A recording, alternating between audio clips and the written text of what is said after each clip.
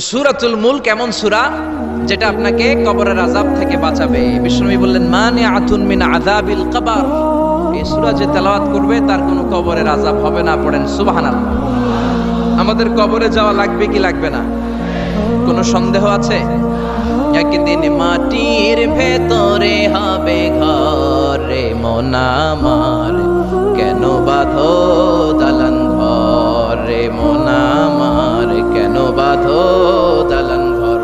একদিন মাটির ভেতরে হবে ঘর রে মন আমার, কেন বাঁধো দালান ঘর। ঠিক কি না?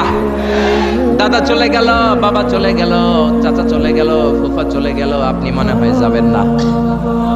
যাবেন? তার জোরে বলা যায় না আপনি যাবেন না? আপনি যাবেন, আপনার ছেলে মেয়েগুলো যাবে, আপনার বিবির পেটে 2 মাসের ছোট্ট একটা বাচ্চা, এখনো রক্ত মাংস মানুষ হয় নাই, এতটুকু গোশতের টুকরা, ওই বাচ্চাটা মনে হয় যাবে না? যাবে? দুনিয়াতে আসেই তো নাই, যাবে কেমনে? আসবে, যতদিন হায়াত পাওয়ার পাবে তারপরে যাবে। চিল্লায় বলেন ঠিক কিনা? কিন্তু আমাদের লাইফস্টাইল দেখলে মনে হয় আমরা মরবো না, 1000 বছর বাঁচার জন্য আমরা এসেছি। শুধু আমরা বলি সবকিছু আমার, আমার, আমার বাড়ি, আমার গাড়ি, আমার এলাকা, আমার দাপট, এগুলো বলতে আমরা খুব পছন্দ করি। চিল্লায় এখন ঠিক কিনা?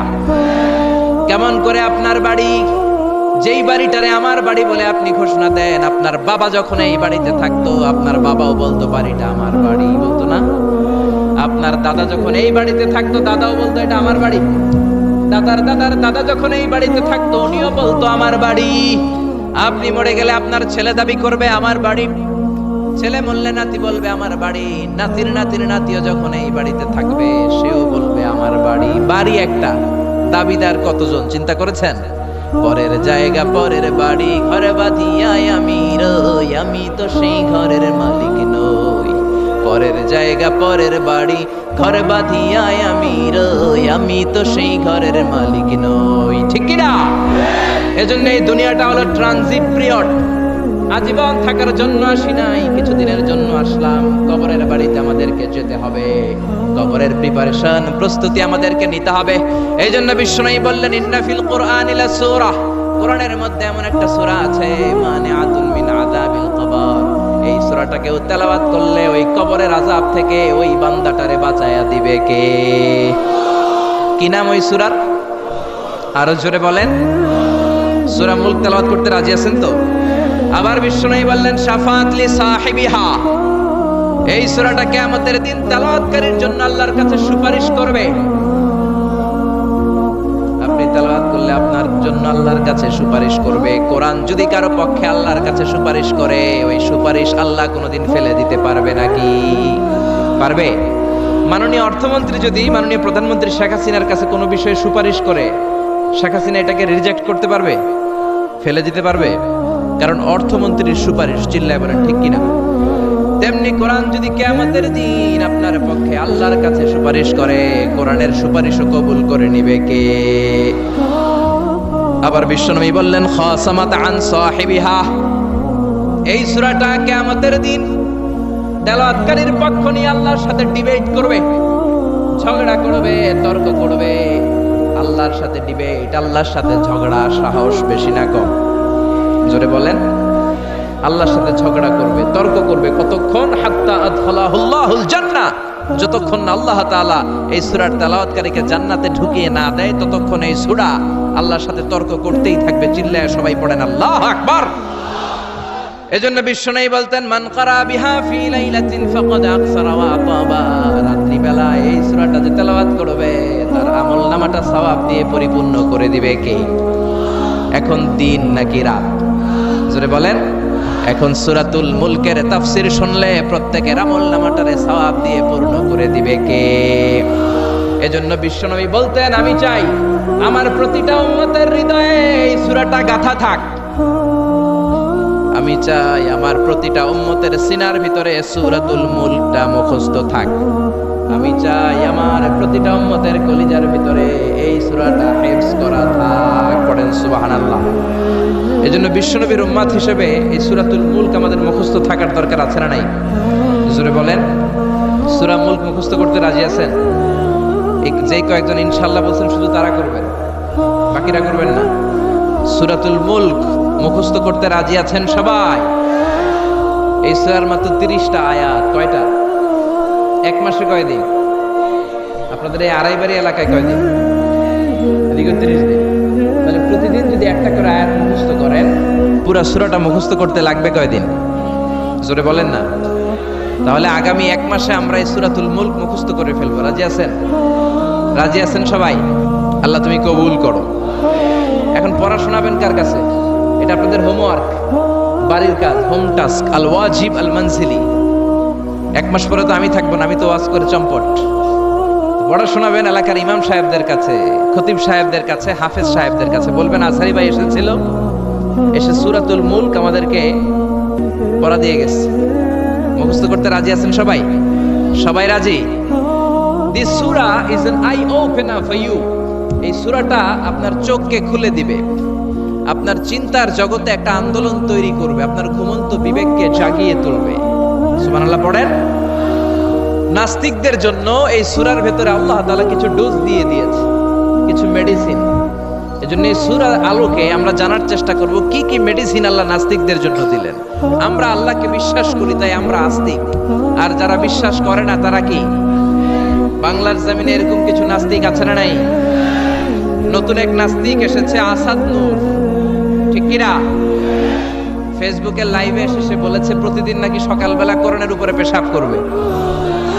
এটা কি মানুষ না অমানুষ?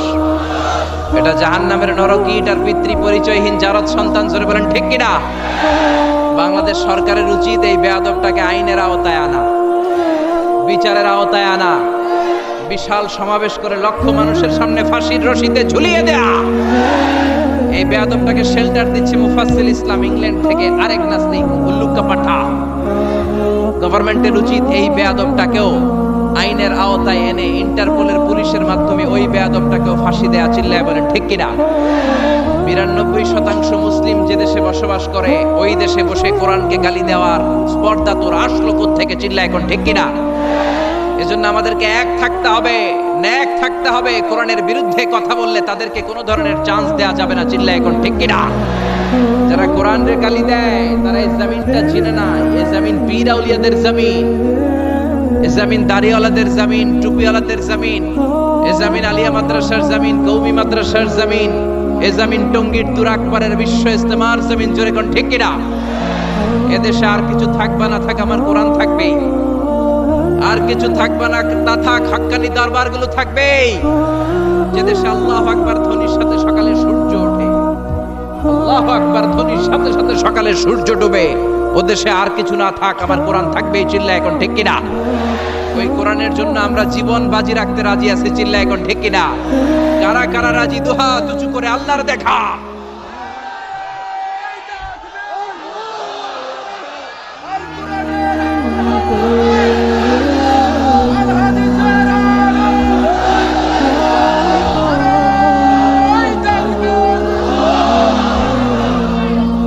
আল্লাহ কোরআনের জন্য ভালোবাসাকে তুমি কবুল করে নাও। এই যে কোরআনের কথা শুনলে আমরা আবেগাপ্লুত হয়ে যাই, এই দরদটাকে তুমি আমাদের নাজাতের ওসিলা বানাও। আরো জোরে পড়েন আমিন। এই সূরাটা আপনার চোখ খুলে দিবে।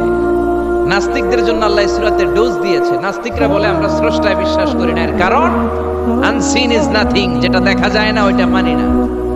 নাস্তিকরা যে আল্লাহ তাআলাকে বিশ্বাস করে না, তাদের সবচেয়ে যুক্তি হচ্ছে আনসিন ইজ নাথিং, যেটা দেখা যায় না ওইটা বিশ্বাস করি না। তো নাস্তিককে জিজ্ঞেস করবেন, do you see the air in the atmosphere? এই যে বায়ুমণ্ডলে বাতাস, তুমি কি বাতাস দেখতে পাও? So why do you believe on that? তাহলে বাতাস না দেখলে বাতাসে বিশ্বাস করো কেন? Do you see the bad headache someone feel in his head? কেউ যখন মাথায় ব্যথা পায়, অনেকে এসে বলে হুজুর মাথার ব্যথায় মরে যাচ্ছে, একটু ফু দিয়ে দেন। ওর যে মাথায় ব্যথা আমি কি দেখতে পাচ্ছি? কথা বলেন। So why do you believe on that? তাহলে বিশ্বাস করো কেন? আরে মেয়ে, তুমি তো তোমার নিজেরই দেখো না, নিজের স্রষ্টারে দেখবা কেমন করে? আমরা কি আমাদের চোখ দেখতে পাই আয়নার সাহায্য ছাড়া? জোরে বলেন। আমি কি আমার চোখ দেখতে পাচ্ছি? আপনারা আপনাদের চোখ দেখতে পাচ্ছেন? আপনারা আমারটা দেখতেছেন, আমি আপনাদেরটা দেখতেছি, কিন্তু আমরা কি আমাদেরটা দেখতে পাচ্ছি? সামনে আয়না না ধরলে আমরা আমাদের চোখ দেখি না। আপনি কি আপনার পিঠ দেখেছেন আয়নার সাহায্য ছাড়া? জোরে বলেন। আরে আয়না এনে দিলেও তো পিঠ দেখতে গেলে ঘাড় ভেঙে যাওয়ার সম্ভাবনা আছে, চিল্লা এখন ঠিক কিনা? এজন্য আল্লাহ ডেকে বলে, গোলাম আমারে দেখা যায় না। লা তুদরিকুল আবসার ওয়া হুয়া ইউদরিকুল আবসার ওয়া হুয়াল লাতীফুল খবীর। পৃথিবীর কোন চোখ আমি আল্লাহরে দেখে না, আমি আল্লাহর চোখ পৃথিবীর সবাইরে দেখে, ঠিক কি না? এজন্য আমারে দেখা যায় না। আমার সৃষ্টির দিকে নজর করে তাকা, আমার সৃষ্টির ভেতরে আমি আল্লাহর নিদর্শন আছে না নাই? কক্সবাজারে যান, the longest sea beach in the world, পৃথিবীর সবচাইতে বড় সমুদ্র সৈকত বাংলাদেশে দিয়ে দিয়েছে কে? 155 কিলোমিটার। এই সাগরের সামনে যখন দাঁড়াবেন, সাগরের ঢেউ তর্জন গর্জন যখন আপনার চোখে পড়বে, সাগরের দিকে তাকালে আপনি বুঝতে পারবেন এই সাগরেরও একজন স্রষ্টা মালিক আছে না নাই? পাহাড়ের দিকে নজর করলে বুঝবেন পাহাড়ের একজন স্রষ্টা আছে। মরুভূমির দিকে যদি তাকান আপনি বুঝতে পারবেন এই মরুভূমির একজন স্রষ্টা আছে। ঝর্ণার দিকে নজর করলে বুঝবেন এই ঝর্ণারও একজন মালিক আছে না নাই? ঝর্ণা ঝর্ণা ঝর্ণা রে, বলনা বলনা বলনা রে, কার বিরহে পাগল পাড়া তুই, কার মিলনে ফুল ফসলে ভরা রে তোর দুকুল ভুই, কার মিলনে ফুল ফসলে ভরা রে তোর দুকুল ভুই। ঝর্ণা ঝর্ণা ঝর্ণা রে, বলনা বলনা বলনা রে, কার বিরহে পাগল পাড়া তুই। পড়েন আল্লাহু আকবার। ঝর্ণার দিকে যদি তাকান অন্তরের চোখ নিয়ে, আপনার অন্তর আপনাকে সায় দিবে, বলে দিবে যে ঝর্ণা এমনি এমনি তৈরি হয় না, এই ঝর্ণারও একজন স্রষ্টা আছে না নাই? এজন্য নাস্তিকদের জন্য আল্লাহ এই সূরাতের ডোজ দিয়েছেন। কুফা নগরীতে এক নাস্তিক ছিল, সে বলে আমি স্রষ্টাকে মানি না, যদি কেউ আমার সামনে এসে প্রমাণ করে দিতে পারে যে স্রষ্টা বলে একজন কেউ আছে আমি মেনে নেব। কুফার লোকেরা বলল, ইনদানা ইমাম ইসমুহু নু'মান ইবনে সাবিত, আমাদের একজন ইমাম আছে তার নাম নু'মান, উনি আমাদের ইমাম, আল ইমাম আল আযম আবু হানিফা। সুবহানাল্লাহ পড়বেন না? সবাই বলল তুমি নাস্তিক, তোমার ইমামে আযম আবু হানিফা নু'মান ইবনে সাবিত, উনি বুঝাই দিতে পারবে যে স্রষ্টা বলে একজন আছে। নাস্তিক বলে কই তোদের ইমাম, নিয়ে আয়। সময় দেয়া হলো জুমার নামাজের পরে দুপুর 2টায় কুফার একটা ময়দানে সাইয়েদনা ইমাম আবু হানিফা আর নাস্তিক একসাথে তর্ক করবে, ডিবেট করবে। সাইয়েদনা আবু হানিফা উনি আল্লাহর পক্ষে আর নাস্তিক আল্লাহর বিপক্ষে। তো যেদিন তর্কের ডেট করা হলো, হাজার হাজার মানুষ এসেছে, ওই নাস্তিকও এসেছে, আসে নাই শুধু ইমাম আবু হানিফা। 2টার দিকে এসে সবাই বসে আছে, আসে না। 2:30 বাজে, আসে না। 3টা বাজে, আসে না। 3:30 আসে না। 4টার দিকে দৌড়ায় আসছে। নাস্তিক বলে যেই লোকের সময় জ্ঞান নাই ওই লোকের সাথে কোনো তর্ক নাই। কথা শুনতেছেন? মনোযোগ আছে না গেছে? যার সময়ের জ্ঞান নাই তার সাথে তর্ক নাই। ইমাম আবু হানিফা বললেন, ইনদি উযর, আমার ওজর আছে, আই হ্যাভ এক্সকিউজ। কি এক্সকিউজ আছে? আবু হানিফা বলতে শুরু করলেন, আমি যখন ঘর থেকে বের হয়ে যাই আমার বাড়ির সামনে বিশাল একটা নদী পড়ে যায়, এই নদীটা পার হয়ে আসতে হয়। আজকে যে দেখি নদীর সামনে কোনো মানুষ নাই, কোনো নৌকা নাই, কেউ নাই। নদীর পাশেই বিশাল বড় একটা গাছ। হঠাৎ দেখলাম এমনি এমনি গাছটা কেটে 2 ভাগ হয়ে গেল। এমনি এমনি গাছ থেকে তক্তা বেরোয় জোড়া লেগে গেল। করাত ছাড়া, মিস্ত্রি ছাড়া কাঠগুলো অটোমেটিক্যালি লেগে লেগে নৌকা হয়ে গেল। মাঝি ছাড়া, লগি ছাড়া, বৈঠা ছাড়া এই নৌকাতে আমি উঠে বসলাম, নৌকা আমাকে নিয়ে টান দিয়ে সা করে নদীর উপার নিয়ে গেল। এই প্রসেসিংটা হতে আমার 2 ঘন্টা সময় লেগেছে। কয় ঘন্টা? নাস্তিক কয় তোকে ইমাম গাঞ্জা খাইছে, গাঞ্জা। তোদের ইমাম গাঁজা খেয়েছে অথবা গত রাতে ঘুমায় নাই। সাইয়েদনা ইমাম আবু হানিফা বললেন, এমন কথা বলেন কেন? নাস্তিক বলে, মানুষ ছাড়া, করাত ছাড়া, মিস্ত্রি ছাড়া গাছ এমনি এমনি 2 ভাগ হয়ে যায় নাকি? এমনি এমনি তক্তা জোড়া লেগে যায় নাকি? কাঠের পিসগুলো জোড়া লেগে লেগে নৌকা হয়ে যায় নাকি? মাঝি ছাড়া, লগি ছাড়া, বৈঠা ছাড়া নদীর এপার থেকে নৌকা কাউকে নিয়ে ওপারে চলে যায় নাকি? ইমাম আবু হানিফা বললেন, now you are on the right track. এই তো আপনি লাইনে চলে আসছেন, এখন আপনারা বোঝানো সহজ হবে আমার। সাইয়েদনা ইমাম আবু হানিফা বললেন, বুঝলাম, এমনি এমনি কিছু হয় না, এমনি এমনি তক্তা হয় না, এমনি এমনি নৌকা হয় না, এমনি এমনি মাঝি ছাড়া নৌকা চলে না। তাহলে আকাশটা কেমন করে এমনি এমনি হলো? জমিনটা কেমন করে এমনি এমনি হলো, মহাশূন্য কেমন করে এমনি এমনি হলো, নবমণ্ডল ভূমণ্ডল কেমন করে এমনি এমনি হলো, কার ইশারায় সাগর বয়ে যায়, কার ইশারায় ঝর্ণা চলে। চিল্লা এখন সুবহানাল্লাহ। নাস্তিক বলে তাই তো, এইভাবে তো আমি ভেবে দেখি নাই, আসলেই তো আমি একটা উল্লুক্কা পাঠা, আমি তো চিন্তা করি না এইভাবে। নাস্তিক বলে, ও ইমাম, আপনি আমার ঘুমন্ত বিবেককে জাগিয়ে দিয়েছেন, আমার চোখ আপনি খুলে দিয়েছেন, আর দেরি করার দরকার নাই, আপনি আমারে পড়িয়ে দেন লা ইলাহা ইল্লাল্লাহু মুহাম্মাদুর রাসূলুল্লাহ সাল্লাল্লাহু। এজন্য সূরার ভেতরে নাস্তিকদের জন্য কিছু মেডিসিন দিয়েছে কে? আরো জোরে সবাই বলেন কে? সূরার নাম আরো জোরে সবাই বলেন না, কি নাম? সূরা মুলক। মুলক মানে ক্ষমতা, মুলক মানে কি? মুলক মানে পাওয়ার, মুলক মানে অথরিটি, মুলক মানে সভরেন্টি। আল্লাহ শুরু করলেন তাবারাকাল্লাযী বিয়াদিহিল মুলকু ওয়া হুয়া আলা কুল্লি শাইইন কাদির। সুমহান সেই সত্তা যার হাতে ক্ষমতা, আর তিনি পৃথিবীর সব কিছু করার ব্যাপারে সক্ষমতা রাখেন। সুবহানাল্লাহ। আল্লাহ শুরু করলেন তাবারাকা দিয়ে, তাবারাকাল্লাযী বিয়াদিহিল মুলক। সুমহান সেই সত্তা যার হাতে ক্ষমতা। ক্ষমতা কার হাতে? সবাই বলেন কার হাতে? নাকি আপনাদের হাতে? আপনারা তো বলেন ক্ষমতা আপনাদের হাতে, বলেন না? জনগণ সকল ক্ষমতার উৎস, বলেন না? এটা রাষ্ট্রীয় কুফুরি, রাষ্ট্র থেকেও কিছু কুফুরি আমাদেরকে শেখানো হয়। এজন্য রাষ্ট্রের সব সিগন্যাল মেনে নেওয়া যাবে না। চিল্লা এখন ঠিক কিনা? জনগণ সকল ক্ষমতার উৎস নয়, সকল ক্ষমতার উৎস হচ্ছে একজন, তিনি কে? একটু খেয়াল করে বুঝে উত্তর দেন। কেমন করে আপনি ক্ষমতার উৎস হন? আপনার যখন পেটে ব্যথা হয়, আপনি বিছানায় গড়াগড়ি খান কি খান না? ডায়রিয়া হলে চিল্লাচিল্লি করেন কি করেন না? তো আপনি না ক্ষমতার উৎস, আপনি চিল্লাচিল্লি করেন কেন? 3 বার ডায়রিয়ার কারণে টয়লেটে গেলে 4র্থবার আর চেহারার দিকে তাকানো যায় না। 5 বার বাথরুমে গেলে বাইরে একা আই আর হাইতান্ন আই মরে যাইও। তো হাইতান্ন কিল্লাই? আপনার ক্ষমতার মালিক। ডায়রিয়া হলে আপনি টয়লেট থেকে বের হয়ে বলবেন আমি ক্ষমতার মালিক, এই জন্য আমার ডায়রিয়া হয়েছে। আসলে আমরা ক্ষমতার মালিক নই, ক্ষমতার মালিক একজন, তিনি কে? আমরা হলাম সবাই দুর্বল।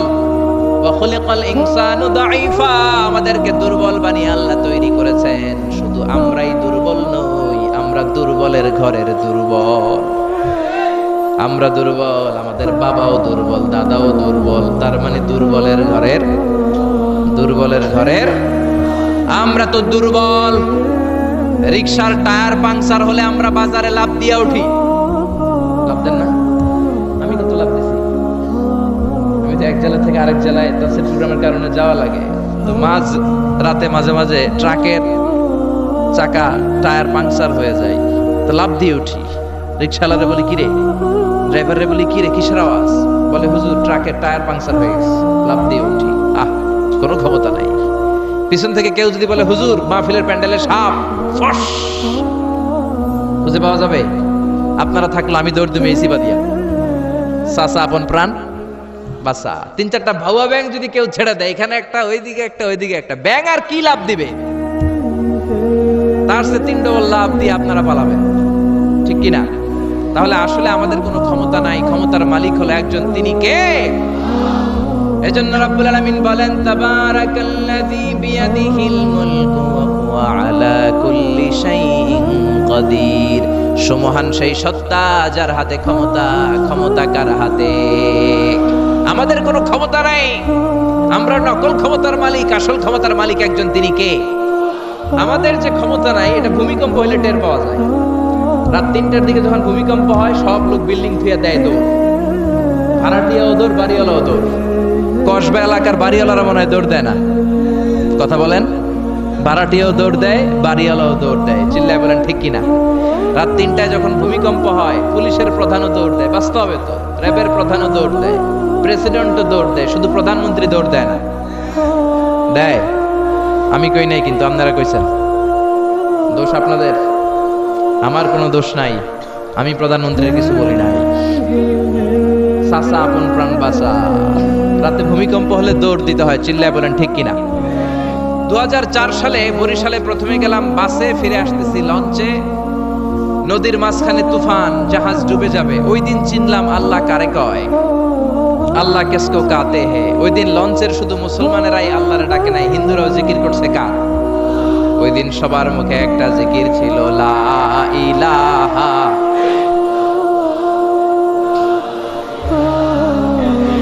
লা ইলাহা ইল্লাল্লাহু মুহাম্মাদুর রাসূলুল্লাহ। লঞ্চের সবাই সেদিন চিৎকার দিয়ে বলছে বাঁচাও। আমি বললাম কে বাঁচাবে? কই হুজুর আপনি বাঁচাবেন।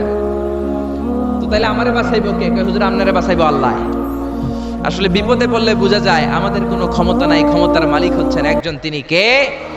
এজন্য রাব্বুল আলামিন বলেন, কুলিল্লাহুম্মা মালিকাল মুলকি তুতিল মুলকা মান তাশাউ ওয়া তানজিউল মুলকা মিম্মান তাশাউ ওয়া তুইজ্জু মান তাশাউ ওয়া তুযিল্লু মান তাশাউ বিয়াদিকাল খায়র ইন্নাকা আলা কুল্লি শাইইন কাদির। ও আল্লাহ, আপনি ক্ষমতার মালিক। ক্ষমতার মালিক কে? আপনি যারে চান ক্ষমতার চেয়ারে বসান, আবার যারে চান ক্ষমতা থেকে নামিয়ে দেন। ফেরাউনকে মিশরের মসনদে বসালো কে? আবার সাগরের পানিতে সুবানি খাওয়াইলো কে? নমরুদকে ইরাকের চেয়ারে বসালো কে? আবার মশার কামড় দিয়ে শেষ করে দিল কে? ডোনাল্ড ট্রাম্পকে আমেরিকার ক্ষমতার চেয়ারের মধ্যে বসালো কে? ডোনাল্ড ট্রাম্প যদি বান্দ্রামি করে ওইটারও লাথি মাইরা নামায়া দিতে পারে কে? এজন্য আল্লাহ বললেন, তাবারাকাল্লাযী বিয়াদিহিল মুলকু ওয়া হুয়া আলা কুল্লি শাইইন কাদির। সুমহান সেই সত্তা যার হাতে ক্ষমতা, সব ক্ষমতা কার হাতে? জোরে বলেন না, কার হাতে? এই পৃথিবীতে অনেক দেশের প্রধানমন্ত্রী কিংবা প্রেসিডেন্ট ক্ষমতার চেয়ারে 5 বছরের মেয়াদে বসে, জানেন? জানেন না? না, কোন দেশে 5 বছরের মেয়াদে, কোন দেশে 10 বছরের মেয়াদে। তো আমার আল্লাহ ক্ষমতার চেয়ারে বসছে কয় বছরের মেয়াদে? কথা বলেন। 20 বছর, 50 বছর, 100, 200, এর চেয়ে বেশি? উনার ক্ষমতার নির্দিষ্ট মেয়াদ নাই, উনার আজীবন মেয়াদ। সুবহানাল্লাহ কইবেন না? হুয়াল আউয়াল ওয়াল আখির ওয়াল যাহির ওয়াল বাতিন ওয়া হুয়া বিকুল্লি শাইইন আলিম। আল্লাহ বললেন, আমি প্রথম, আমি শেষ, আমি প্রকাশ্য, আমি গোপন। অনাদিকাল থেকে আমি আল্লাহ ক্ষমতার চেয়ারে বসা, অনন্তকাল পর্যন্ত থাকব। ঠিক কি না? 5 বছর 10 বছরের মেয়াদে আল্লাহ ক্ষমতার চেয়ারে বসে নাই। আল্লাহর ক্ষমতার মেয়াদ হচ্ছে আজীবন মেয়াদ। চিল্লায় বলেন ঠিক কি না? বুঝে শুনে উত্তর দিবেন। পৃথিবীর অনেক দেশে ক্ষমতায় যেতে হলে ডেমোক্রেটিক সিস্টেমে ক্ষমতায় যেতে হয়, মানে ভোটে জিতে। তো আল্লাহ তো ভোটে জিতে ক্ষমতায় আসছে, তাই না? ভোট ছাড়া, হ্যাঁ, এমনি এমনি চলে আসছে। আবার পৃথিবীর অনেক দেশে ডিকটেটরশিপ সিস্টেমে, মানে স্বৈরাচারী পদ্ধতিতে, জোর যার মুল্লুক তার, ওই সিস্টেমে ক্ষমতায় বসে। আল্লাহ তো এই সিস্টেমে আসছে না। আচ্ছা, আবার অনেক দেশে আছে মোনার্কি সিস্টেম, রাজতন্ত্র, বাবা রাজা, তার ছেলেও রাজা। তো আল্লাহর বাবা ছিল রাজা, এই জন্য আল্লাহও রাজা। বিষয়টা কেমন? আল্লাহ বললেন, খবরদার, আমার ক্ষমতার সাথে তোদের ক্ষমতা মিলাবি না। কুল হুয়াল্লাহু আহাদ আল্লাহুস সামাদ লাম ইয়ালিদ ওয়া লাম ইউলাদ ওয়া লাম ইয়াকুল লাহু কুফুয়ান আহাদ। লাম ইয়ালিদ ওয়া লাম ইউলাদ, আমি কাউরে জন্ম দেই নাই, আবার আমি কারো কাছ থেকে জন্ম নেই নাই, উত্তরাধিকার সূত্রে কারো কাছ থেকে ক্ষমতা পাই নাই। বিশ্বের শুরুতে, মহাবিশ্বের শুরু থেকে যে ক্ষমতার চেয়ারে আমি আল্লাহ বসে আছি, আমি আল্লাহ এই ক্ষমতার চেয়ারে শেষ পর্যন্ত থাকবো। চিল্লায় বলেন ঠিক কি না? আমাদের ক্ষমতার সাথে ওনার ক্ষমতার কোনো মিল নেই। আবার পৃথিবীর অনেক দেশে দেখবেন ক্ষমতায় যেতে হলে কোয়ালিশন করা লাগে। বাংলাদেশে এটা বলে জোট করা লাগে। কি করা লাগে? জোটের রাজনীতি বাংলাদেশে আছে না নাই? কথা বলেন, কথা কয় না, মনে কিছু বুঝেই না। জোটের রাজনীতি আছে না নাই? জোট যার বেশি ক্ষমতা তার বেশি, ঠিক কি না? প্রথমে শুরু হইলো 4 দলীয় জোট, তারপর 14 দলীয়, তারপর 18 দলীয়, এরপর 20 দলীয়, এরপর মহাজোট, এবার হবে মহাজোট। তো আল্লাহ তো জোট করে ক্ষমতায় আসছে। আল্লাহর জোট করা লাগছে, কোয়ালিশন করা লাগছে। আল্লাহ বললেন, খবরদার, ওয়ালাম ইয়াকুল্লাহু শারীকুম ফিল মুলকি ওয়া কাব্বিরহু তাকবীরা। আমার ক্ষমতায় কোনো অংশীদার দল নাই, আমার ক্ষমতার মধ্যে কোনো শরিক দল নাই, আমার কোনো জোট নাই, আমার কোনো কোয়ালিশন নাই, আমি একাই ক্ষমতার মালিক, আমার ক্ষমতায় ভাগ বসানোর মতো কেউ নাই। জোরে কোন ঠিক কিনা? আবার দেখবেন পৃথিবীর অনেক দেশে আন্দোলনের মাধ্যমে ক্ষমতার চেয়ার থেকে নামানো যায়। যিনি প্রেসিডেন্ট, একটা আন্দোলন করলে ক্ষমতা থেকে নামানো যায়, এরকম আছে না নাই? গণ অভ্যুত্থান করতে পারলে, আন্দোলন করতে পারলে ক্ষমতা থেকে নেমে যায়। আমি যখন মিশরে পড়াশোনা করি, মিশরের প্রেসিডেন্ট ছিল হোসনি মুবারক। মিশরে একটা আন্দোলন হলো, ওই আন্দোলনের ঠেলায় হোসনি মুবারক ক্ষমতা ছেড়ে দিতে বাধ্য হলো। তো আমরাও যদি পৃথিবীর সবাই মিলে আল্লাহর বিরুদ্ধে আন্দোলন করি, আল্লাহ ক্ষমতা ছেড়ে দিতে বাধ্য। বুঝে শুনে উত্তর দিয়ে, পৃথিবীর সবাই মিলে চাইলেও আল্লাহ ক্ষমতা থেকে নামবে না। আচ্ছা, যত জিন আছে মহাবিশ্বে, সব জিনেরা যদি বলে আমরাও একাত্মতা ঘোষণা করলাম, আমরাও আল্লাহরে মানি না, মানুষ জিন ভাই ভাই, আল্লাহর আর রক্ষা নাই, তাহলে তো আল্লাহ ক্ষমতা ছেড়ে দিবে, তাই না? ছেড়ে দিবে। আবার ফেরেশতারাও যদি বলে আমরাও মানি না, মানুষ জিন ফেরেশতা তিন দলীয় জোট, কয় দলীয়? কথা বলেন। মানুষ জিন ফেরেশতা তিন দলীয় জোট করে যদি আল্লাহর ব্যাপারে বিদ্রোহ করি, তাহলে আল্লাহর ক্ষমতা শেষ নাকি? আল্লাহর ক্ষমতা শেষ? আল্লাহ বললেন ওয়া আন্নাকুম গায়রু মুআজিজিল্লাহ,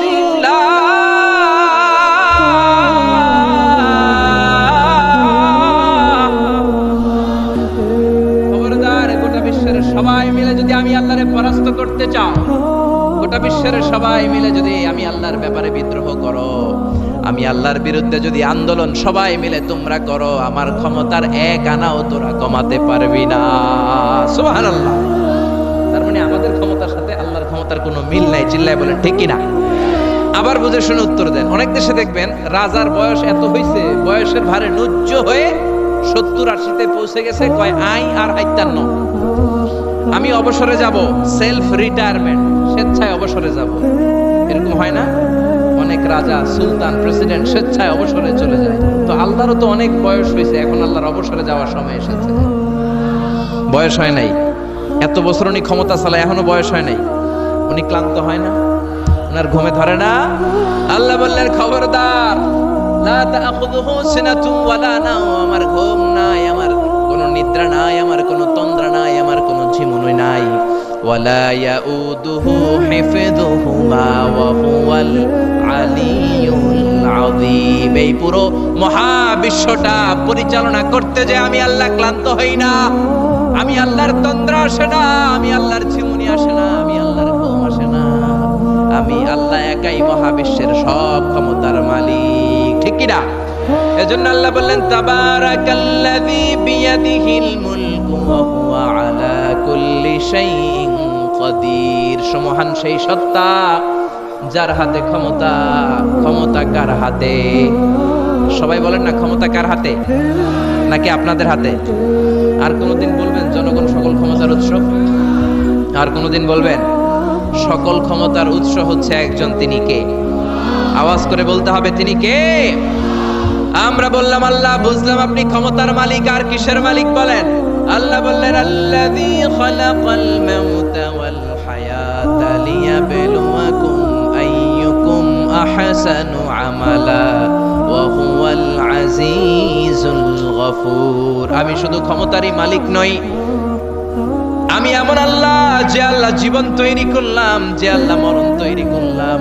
আমি জীবনেরও মালিক, মরণেরও মালিক। আমাদেরকে জীবন দিয়েছে কে? মরণ দিয়েছে কে? আমাদের প্রাণ ভিক্ষা দিতে পারে কে? নাকি আপনাদের রাষ্ট্রপতি? আপনাকে রাষ্ট্রপতি তো নাকি প্রাণ ভিক্ষা দেয়, দেয় না? আরে রাষ্ট্রপতিরও তো প্রাণ ভিক্ষা দিবে আল্লাহ। চিল্লায় বলেন ঠিক কিনা? আল্লাহ বললেন আমি এমন আল্লাহ আল্লাযী খালাকাল মাউতা ওয়াল হায়াতা লিয়াবলুয়াকুম আইয়ুকুম আহসানু আমালা। তোমরা কে কেমন আমল করো এটা দেখার জন্য আমি জীবন বানালাম, মরণ বানালাম, আর জীবন মরণের মাঝখানে তৈরি করলাম রূহ। রূহ তৈরি করলাম। কি তৈরি করলাম? রূহ মানুষ তৈরি করতে পারে না, রূহ তৈরি করতে পারে একজন, তিনি কে? মানুষ কম্পিউটার তৈরি করতে পারে, প্লেন বানাতে পারে, রকেট বানাতে পারে, রোবট বানাতে পারে, সুফিয়া খালারে বানাতে পারে, কিন্তু রূহ বানাতে পারে না। সুফিয়া খালারে চিনেন? আপনারাও চিনেন? মেয়েদের মতো লিপস্টিক দেয়া হয়েছে ওর ঠোঁটে, মেয়ের আকৃতি দেয়া হয়েছে, অবয়ব দেয়া হয়েছে। সুফিয়া রোবটটাকে দেখে আমার প্রতিবন্ধী মনে হলো। এমনি তাকায়, এমনি করে, এমনি করে, এমনি করে, আর ভেতরে সফটওয়্যারে সব সেট করে দেয়া, যেটা রিমোট কন্ট্রোলে চাপে ওই অনুযায়ী বলে। চিল্লায় বলেন ঠিক কিনা? যারা এই সুফিয়াকে বানিয়েছে, কিয়ামতের দিন আল্লাহ বলবে এই সুফিয়ার ভেতরে রুহু দে। এই সুফিয়ার ভেতরে রুহু দে। যারা এই সুফিয়া নিয়ে পৃষ্ঠপোষকতা করেছে, বিদেশ থেকে দেশে এনেছে, সবাইকেই আল্লাহর সেদিন বিচারের ট্রাইব্যুনালের, সুপ্রিম কোর্টের কারাগারে কাঠগড়ায় আসামি হয়ে দাঁড়াতে হবে। চিল্লায় বলেন ঠিক কিনা? এজন্য আল্লাহ ডেকে বললেন, গোলাম আমি জীবন বানালাম, মরণ বানালাম, জীবন মরণের মাঝখানে বানালাম রুহু। এই রুহু থাকলে তুমি জিন্দা, রুহুটা না থাকলে তুমি হয়ে যাও মুর্দা। এই যে মিজানুর রহমান আজারি কথা বলতেছে, হাসে, হাত নাড়ে, কথা বলে, কারণ রুহু আছে। এই রুহুটা বের হয়ে গেলে লাশ হয়ে পড়ে যেতে হবে। চিল্লায় বলেন ঠিক কিনা? মক্কার কাফিররা বলল, আব্দুল্লাহর বেটা মুহাম্মদ, রুহু কাকে বলে আমাদের বলো। রুহু দেখতে কেমন, কেমন করে দেহের মধ্যে রুহু ঢুকে, কেমন করে রুহুটা দেহ থেকে উড়াল দেয়। এই রুহুর ব্যাপারে তথ্য দিতে পারলে কালিমা পড়ে সবাই মুসলমান হয়ে যাব। আপনারা রুহু দেখছেন কেউ? আপনার দাদা যে মারা গেল, বাবা যে মারা গেল, রুহুটা যে উড়াল দিল, দেখছেন? কালার কেমন, সাইজ কতটুকু, ওজন কতটুকু, দেখতে কেমন? আমরা কেউ রুহু দেখেছি? চিল্লায় বলেন দেখেছি। বিশ্বনবীরে বলা হলো, আব্দুল্লাহর বেটা মুহাম্মদ, রুহু কারে বলে যদি বলতে পারো কালিমা পড়বো। বিশ্বনবী বলতে পারে না, কারণ বিশ্বনবী মন গড়া কোনো কথা বলেন না। আকাশ থেকে গ্রিন সিগন্যাল আসলে তবেই বলেন, ঠিক কিনা? বিশ্বনবী আল্লাহ তাআলার পক্ষ থেকে গ্রিন সিগন্যাল পাওয়ার জন্য উপরে তাকিয়ে রইলেন। আয়াত নাজিল হয়ে গেল, ইয়াসআলুনাকা আনির রূহি কুলির রূহু মিন আমরি রাব্বি ওয়া মা উতীতুম মিনাল ইলমি ইল্লা কালিলা। ও নবী, লোকেরা আপনারা জিজ্ঞেস করে রুহু কাকে বলে। মা হুয়া রূহ, হোয়াট ইজ দ্য স্পিরিট? আপনি বলে দেন রুহু হলো আল্লাহর পক্ষ থেকে স্পেশাল অর্ডার। আল্লাহর অর্ডারে এই রুহুটা দেহের মধ্যে ঢোকে, আবার আল্লাহর অর্ডারে রুহু বের হয়ে যায়। আল্লাহু আকবার। এই রুহুটা মানুষের দেহে ঢুকে কার অর্ডারে, আবার বের হয়ে যাবে কার অর্ডারে? পৃথিবীর যত বিজ্ঞানীরা আছে সবাই মিলেও কি একটা রুহু বানাতে পারবে? জোরে বলেন না, রুহু বানাতে পারবে? আল্লাহ চ্যালেঞ্জ করে বললেন, ওমা উতীতুম মিনাল ইলমি ইল্লা কালিলা। তোমাদেরকে একেবারে যত সামান্য কিঞ্চিত জ্ঞান দিয়ে আমি তৈরি করেছি, তোমাদের এই লিমিটেড জ্ঞান দিয়ে রুহু বানানো যাবে? ইউনাইটেড স্টেটস অফ আমেরিকা একজন মেডিকেল সায়েন্টিস্ট এই চ্যালেঞ্জ গ্রহণ করলো। সে চ্যালেঞ্জ গ্রহণ করে বলল, আমি রুহু বের করে ছাড়ব। কি বের করব? রুহু। আমেরিকার ওই মেডিকেল সায়েন্টিস্ট সে চ্যালেঞ্জ করে বলল, আমি রুহু বানাবো। কি বানাবো? উত্তর দিতে হবে কিন্তু। কি বানাবো? রুহু বানাবো। কেমন করে রুহু বের হয় এটা আবিষ্কার করে আমি নোবেল প্রাইজ জিতবো, নোবেল লরেট হব। 7 বছর সে গবেষণা করলো মুমূর্ষু রোগীদের নিয়ে। মুমূর্ষু রোগী নিয়ে বসে থাকে, কখন রুহুটা বের হবে, রুহু ধরার জন্য বসে থাকে। কিন্তু 7 বছরে হাজার হাজার মুমূর্ষু রোগীর দেহ থেকে রুহু উড়াল দিয়েছে, কিন্তু রুহু ধরতে পারে নাই। সুবহানাল্লাহ কইবেন না? আচ্ছা, এইবার তার মাথায় একটা চিন্তা আসলো, না এই পন্থায় হাঁটলে তো হবে না, আমি একটা কাজ করি, বুলেট প্রুফের গ্লাস দিয়ে একটা ছোট্ট গ্লাসের রুম বানাই। ওই গ্লাসের ভেতরে মুমূর্ষু রোগী ঢুকায় দিব। বুলেট প্রুফ চিনেন তো? মানে গুলি মারলেও গুলি ঢুকবে না। আমাদের মাননীয় প্রধানমন্ত্রী, রাষ্ট্রপতি মহোদয়, ওনারা যে গাড়িগুলো চালায় এগুলো কিন্তু বুলেট প্রুফ, জানেন? গুলি মারলে গুলি ঢুকে না। তো উনি বুলেট প্রুফ গ্লাস দিয়ে, টেম্পার্ড গ্লাস দিয়ে ছোট্ট একটা রুম বানালেন, কাচের গ্লাস। উনি মনে মনে ভাবলেন, মুমূর্ষু রোগী যদি এই কাচের গ্লাসের ভেতরে ঢুকাই, যেহেতু বুলেট প্রুফ, কিছু ঢুকেও না, বাইরে হয় না, রুহু বাইরেও কেমনে দেখি। তো কাচের গ্লাস বানিয়ে তার টিমের সবাইকে বলল, আইসিইউ থেকে একটা মুমূর্ষু রোগীকে ধরে আনো, আজকে আমি রুহু ধরে ছাড়ব। তো মুমূর্ষু রোগীকে আনা হয়েছে ইন্টেনসিভ কেয়ার ইউনিট থেকে। তাকে কৃত্রিম অক্সিজেন দিয়ে লাইফ সাপোর্টে রাখা হয়েছে। মেডিকেল টিমের প্রধান বলে, এই লোকটারে এই বুলেট প্রুফ গ্লাসের যে ছোট্ট রুম, এটার ভিতরে ঢুকানোর আগে চেক হিজ বিপি, তার বিপি মাপ, ব্লাড প্রেসার মাপ। তো মেপে দেখে ঠিক আছে। ওজন মাপ, বলে ওজন মাপা হলো, ওজন হচ্ছে 80 কেজি, 80 কিলোগ্রাম। কত কেজি? 80। সবাই বলেন কত কেজি? 80 কেজি। এবার মেডিকেল টিমের প্রধান বলে, মুমূর্ষু রুগীটার ভিতরে ঢুকিয়ে দে, ঢুকানো হলো। এবার সে বলল লাইফ সাপোর্ট খুলে ফেল। সবাই বলে স্যার লাইফ সাপোর্ট খুলে ফেললে তো মরে যাবে। মেডিকেল টিমের প্রধানকে মারার জন্যই তো আনছি, এটার না মারলে আমি রুহু পামু কেমনে? এটা রুহুটা তো বের করতে হবে দেহ থেকে। তো যেই কথা সেই কাজ, ঢুকানো হলো, লাইফ সাপোর্ট খুলে ফেলা হলো।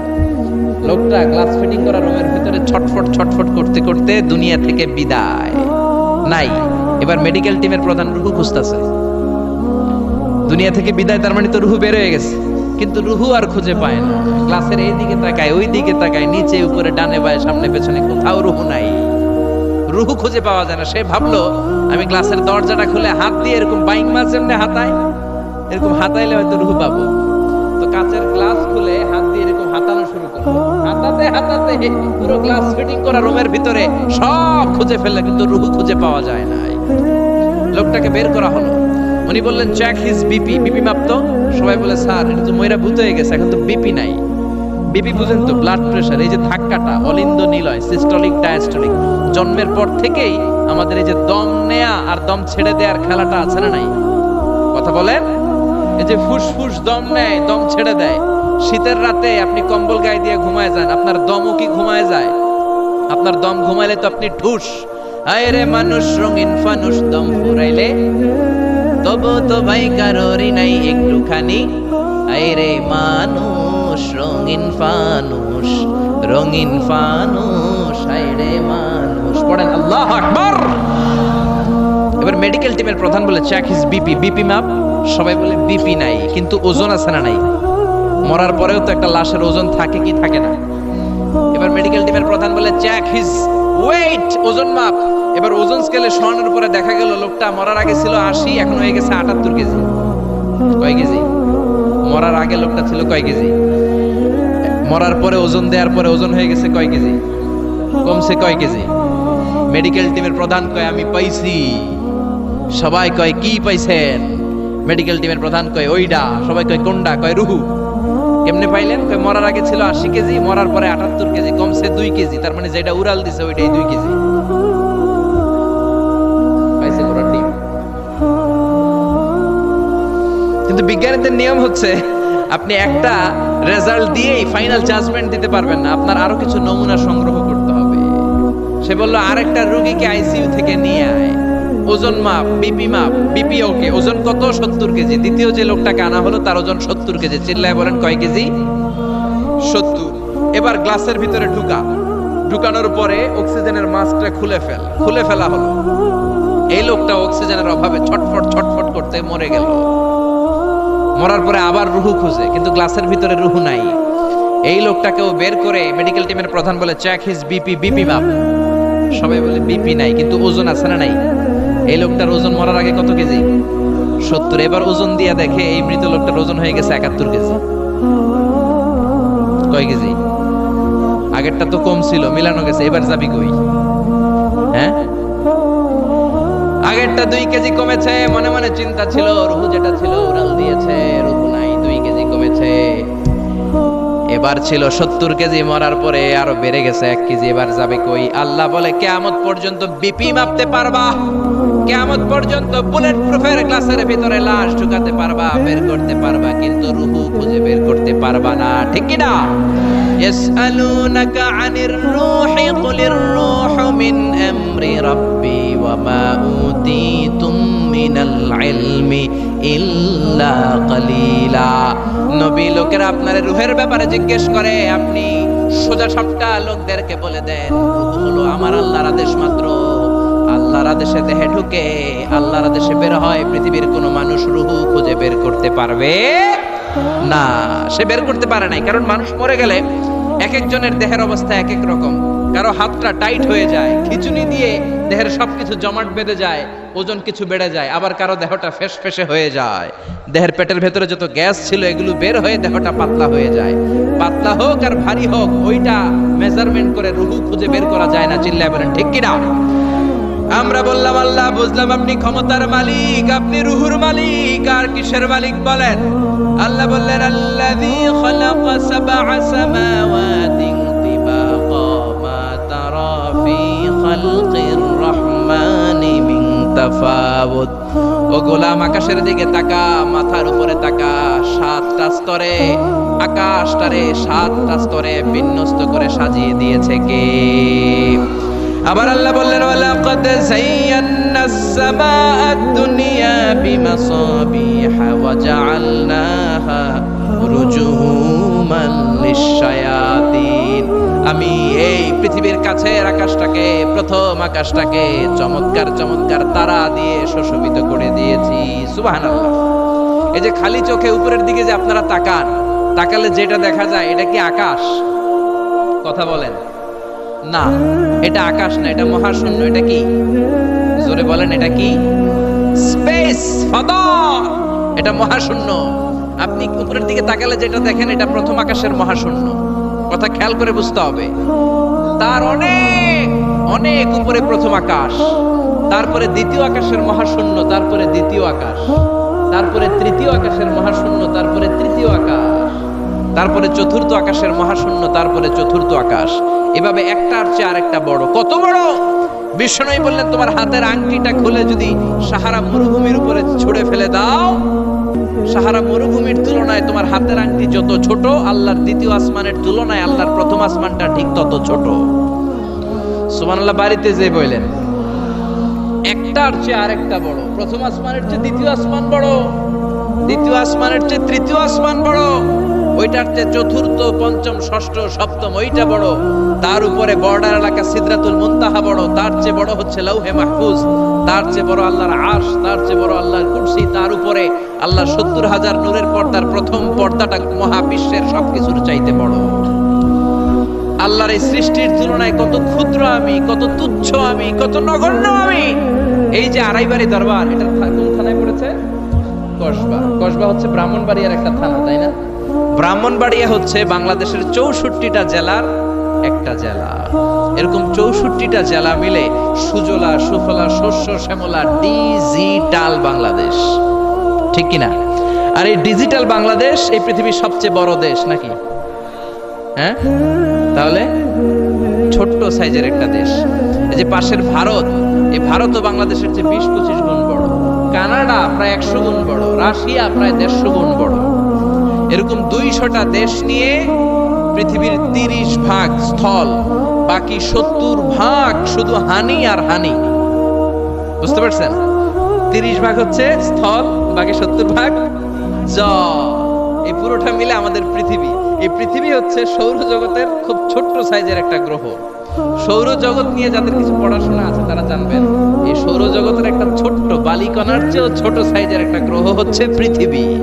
এই সৌরজগতের যে গ্রহগুলো আছে, এমনও গ্রহ আছে যেগুলো পৃথিবীর চাইতে সাইজে অনেক বড়। বৃহস্পতি নামে একটা গ্রহ আছে, বিশাল বড় সাইজের গ্রহ। যেই সূর্যের আলো পেয়ে আমরা বেঁচে আছি, এই সূর্যটা পৃথিবী থেকে ১৩ লক্ষ গুণ বড়।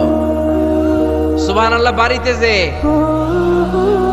দেখছেন, বাড়িতে যে বলতে বললে এদিকে বলে ফেলায়, আসতে বলতে বললে চিল্লায় বলে। ডিজিটাল সিস্টেম, সরকার ডিজিটাল, দেশ ডিজিটাল, বক্তা ডিজিটাল, শ্রোতাও ডিজিটাল। আশা করি মাইকটাও ডিজিটাল না? আলহামদুলিল্লাহ, ডিজিটাল হতে হবে। তো এই সূর্যটা পৃথিবী থেকে ১৩ লক্ষ গুণ বড়। কত লক্ষ? Can you imagine, can you guess? এটা কি আপনি কল্পনা করতে পারেন? ১৩ লক্ষ পৃথিবী সূর্যের মধ্যে রাখার জায়গা করে দিয়েছে কে? সূর্য কি পৃথিবী থেকে মাত্র ১৩ গুণ বড়? ১৩০০ গুণ, ১৩,০০০ গুণ, ১৩ লক্ষ গুণ। তার মানে কি সূর্যই মহাবিশ্বের সবচেয়ে বড় গ্রহ, বড় তারা না। ব্যাটেল জিউস নামে একটা তারা আছে, যে সূর্য পৃথিবী থেকে ১৩ লক্ষ গুণ বড়। ওই ব্যাটেল জিউস তারা আবার ওই সূর্যের চেয়ে ৩৩ কোটি গুণ বড়। তার মানে ব্যাটেল জিউস তারাই মহাবিশ্বের সবচেয়ে বড় তারা না। ব্যাটেল জিউসের চেয়েও যে কত বড় তারা আছে তার কোনো ইয়ত্তা নাই। এরকম lakh lakh, million, billion, trillion, zillion, ফিলিয়ন, অক্ট্রিলিয়ন, কত অক্ট্রিলিয়ন তারা যে আমাদের গ্যালাক্সি মিল্কি ওয়েতে আছে, ইউনাইটেড স্টেটস অফ আমেরিকার নাসার বিজ্ঞানীরা আজও হদিস করতে পারে নাই। চিল্লায় কোন আল্লাহু আকবার। সূর্যের পরে পৃথিবীর সবচেয়ে কাছের তারার নাম হচ্ছে প্রক্সিমা সেন্ট্রাই, তারপরে আলফা সেন্ট্রাই এ, আলফা সেন্ট্রাই বি, ইটা ক্যারিনা, বেটেলজিউস, একটার চেয়ে আরেকটা বড়। আসেন এই শীতের রাতে আমরা সূর্যের পরে পৃথিবীর সবচেয়ে কাছের যে তারা প্রক্সিমা সেন্ট্রাই, এই শীতকালের একটা পিকনিক করে আসি ওখান থেকে। প্রক্সিমা সেন্ট্রাইতে আমরা পিকনিক করতে যাবেন? ওখানে যদি আমরা শীতকালীন পিকনিক করতে যাই তাহলে আমাদের কত সময় লাগবে ছোট্ট একটা আইডিয়া দিই। তো আমরা যে পিকনিকে যাব, যারা যারা হাত তোলেন, কিভাবে যাইবেন? গাড়িতে? কেন? প্লেনে? রকেটে? হ্যাঁ, রকেটে যাইতে হবে, প্লেনে যাওয়া যাবে না। কারণ বর্তমান বিশ্বের সবচেয়ে দ্রুতগামী যে প্যাসেঞ্জার প্লেন আবিষ্কার হয়েছে, এটার নাম হচ্ছে বোম সুপারসনিক। কি নাম? Bomb supersonic. Bomb bomb Afridi না, আবার বোম সুপারসনিক। এটা ঘন্টায় চলে 1300 কিলোমিটার বেগে। এটা দিয়েও যাওয়া যাবে না, কারণ কোনো প্যাসেঞ্জার বিমান দিয়ে এই যে মাধ্যাকর্ষণ শক্তি, এটাকে ডিঙানো যায় না। আমাদেরকে যেতে হবে রকেট দিয়ে। কোন রকেট দিয়ে যাব? যেই রকেট দিয়ে নীল আর্মস্ট্রং, এডউইন অলড্রিন আর মাইকেল কলিন্স 1969 এ চাঁদে নেমেছিল। ওই রকেটটার নাম হচ্ছে অ্যাপোলো 11। যারা যারা হাত তুলছেন একটু নামটা মুখস্থ রাখেন, অ্যাপোলো 11। তা না হলে আপনি ঘুরে আসলে লোকেরা জিজ্ঞেস করতে পারে কোন রকেটে গেছিলেন, তখন বলতে হবে না অ্যাপোলো 11 এ গেছিলাম। তো ঠিক আছে, যারা যারা হাত তুললেন তারা আর আমি এখন পৃথিবী থেকে সবচেয়ে কাছের যে তারাটা প্রক্সিমা সেন্ট্রাই তার নাম, ওইখানে পিকনিকে যাব। তো এই যে রকেটটা দিয়ে যাব অ্যাপোলো 11, এটা কত দ্রুত চলে এটা আগে শোনেন। এই অ্যাপোলো 11 সেকেন্ডে চলে 11 কিলোমিটার বেগে, মিনিটে চলে 660 কিলোমিটার বেগে, আর ঘন্টায় চলে 39,000 কিলোমিটার বেগে। সুবহানাল্লাহ, মজা করে কইতে পারলেন না? 39,000 কিলোমিটার বেগে ঘন্টায় চলে। আচ্ছা, বাংলাদেশ থেকে আমেরিকা কত কিলো হবে? 8-10,000 কিলো। তার মানে এই রকেটটা দিয়ে বাংলাদেশ থেকে আমেরিকায় 1 ঘন্টায় 4 বার আসা যাওয়া করা যাবে। সুবহানাল্লাহ পড়েন। তো যারা যারা হাত তুলেছেন, আসেন আমরা এই রকেট দিয়ে পৃথিবীর সবচাইতে কাছের তারা প্রক্সিমা সেন্ট্রাইতে শীতকালের পিকনিকে যাব। কিন্তু যাবেন যে কত সময় লাগবে এটাও তো জানার দরকার আছে না নাই? যেই রকেটটা অ্যাপোলো 11 ঘন্টায় চলে কত হাজার কিলোমিটার বেগে? 39,000 কিলোমিটার বেগে। 39,000 কিলোমিটার বেগে ছোটে এরকম একটা রকেট দিয়ে যদি পৃথিবীর সবচেয়ে কাছের তারায় আমরা পৌঁছতে চাই, আমাদের 1,15,000 বছর লেগে যাবে। কেন ইমাজিন? আপনি কল্পনা করতে পারেন যে রকেটটা ঘন্টায় ছুটবে আপনাকে নিয়ে 39,000 কিলোমিটার বেগে, ওই রকেটটা দিয়ে পৃথিবীর সবচেয়ে কাছের যে তারাটা ওইটাতে পৌঁছতে আমাদের 1,15,000 বছর লেগে যাবে। তার মানে আল্লাহ যদি বলে যা আসারি কি আর করবি, তোর যখন এত শখ হয়েছে, যারা যারা হাত তুলছে তোরে আর ওদেরকে আমি 1,15,000 বছর হায়াত দিয়ে দিলাম। তা আমরা যদি যাইতে শুরু করি, বাকি যারা হাত তোলা নাই এরা মরে ভূত হয়ে যাবে। শুধু এরা না, এদের নাতিপুতিও মরে শেষ, আমাদের নাতিপুতিও শেষ। সবাই মরতে মরতে মরতে মরতে 6,000 প্রজন্ম, 6,000 জেনারেশন যখন মরে ভূত হয়ে যাবে, তখন আমাদের ওই তারার মধ্যে নামার সময় হবে। সুবহানাল্লাহ কইবেন না? গ্রিক সভ্যতার সময়কালে গ্রিকদের একটা সভ্যতা আছে, নাম শুনছেন না? গ্রিক সভ্যতা, মিশরীয় সভ্যতা, মেসোপটেমিয়াম সভ্যতা, ইনকা সভ্যতা, মহেঞ্জোদারো সভ্যতা, চিচেন ইৎজা সভ্যতা। তো এই যে গ্রিক সভ্যতার সময়কালে কেউ যদি এই প্রক্সিমা সেন্ট্রাইতে এই রকেটটা দিয়ে যাওয়া শুরু করতো, তাহলে 2018 সালে তাদের পুরো সফরের মাত্র 4% কমপ্লিট হতো। 96% ট্যুর তখনও বাকি থেকে যেত। চিল্লায় পড়েন আল্লাহু আকবার। ওই আল্লাহ ডেকে বললেন, গোলাম ওয়ালাকাদ যায়্যানাস সামাআদ দুনিয়া বিমাসাবিহা ওয়া জাআলনাহা রুজুমান লিশ-শায়াতিন। এরকম বিশাল বিশাল তারকারাজি দিয়ে, তারা দিয়ে প্রথম আকাশটাকে আমি আল্লাহ সুশোভিত করে দিয়েছি। পড়েন সুবহানাল্লাহ। তো এরকম তারা কি মহাশূন্যে শুধু একটা আছে? কত হাজার আছে কেউ জানে না। চিল্লায় বলেন ঠিক কিনা? সূরাতুল মুলক অনেক লম্বা, তো আমি হাইলাইটেড জায়গাগুলো নিয়ে আপনাদের সাথে কথা বলি। এরপরে রব্বুল আলামিন প্রথম রুকুর শেষের দিকে বললেন, ওয়া আসিররু কাওলাকুম আও ইজহারু বিহি ইন্নাহু আলিমুম বিযাতিস সুদূর। ও গোলাম, তোমরা আস্তে কোনো কথা বলো, প্রকাশ্যে বলো কিংবা গোপনে বলো, কেউ শোনে না, শোনে কে? চিল্লায় বলেন, কেউ যেটা দেখে না দেখে কে? কেউ যেটা শোনে না শোনে কে? দুনিয়ার সবার চোখ আপনি ফাঁকি দিতে পারবেন, আমার আল্লাহর চোখ ফাঁকি দেয়া যাবে নাকি? আচ্ছা বলেন তো, পুলিশের চোখ ফাঁকি দেয়া যায় কি যায় না? র্যাবের চোখ, বিমানবন্দরে কাস্টমস অফিসারের চোখ, দুর্নীতি দমন কমিশনের অফিসারের চোখ, পরীক্ষার হলে ম্যাজিস্ট্রেটের চোখ, কিন্তু আমার আল্লাহর চোখ ফাঁকি দেয়া যায়? আপনি রাত্রিবেলা দরজা বন্ধ করে জানলা আটকে দিয়ে বাতি বন্ধ করে পাপ করেছেন, অন্যায় করেছেন, কেউ দেখে নাই, দেখেছে কে? এরপরে আল্লাহ বললেন আওয়ালাম ইয়ারাউ ইলা তাইরি ফাওকাহুম সাফাতিন ওয়া ইয়াকবিদনা মা ইউমসিকুহুন্না ইল্লার রাহমান ইন্নাহু বিকুল্লি শাইইন বাসীর। আল্লাহ ডেকে বললেন, গোলাম ওরা কি পাখির দিকে তাকায় না? আওয়ালাম ইয়ারাউ ইলা তাইর, ওরা কি পাখির দিকে নজর করে না?